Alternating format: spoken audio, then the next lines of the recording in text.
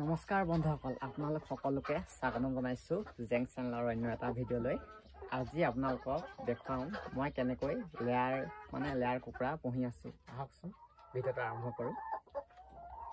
এইখিনি হৈছে লেয়াৰ কুকুৰাখিনি আপোনালোকক দেখাবলৈ চেষ্টা কৰিছো। এনেকৈ বাঁহেৰে বনাই দিছো হেতক, মানে উঠি থাকিবলৈ আৰু এয়া চাওকচোন, এফালেও আছে।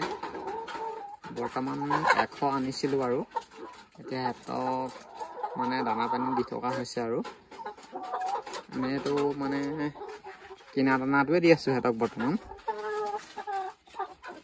এনেকৈ বাঁহেৰে ধুনীয়াকৈ বনাই দিয়া হৈছে। আপোনালোকক আপডেট দি গৈ থাকিম বাৰু। এয়া চাওকচোন, দানা আনিছে বুলি ভাবিছে মানে সিহঁতি তেনেকুৱা কৰিছে আৰু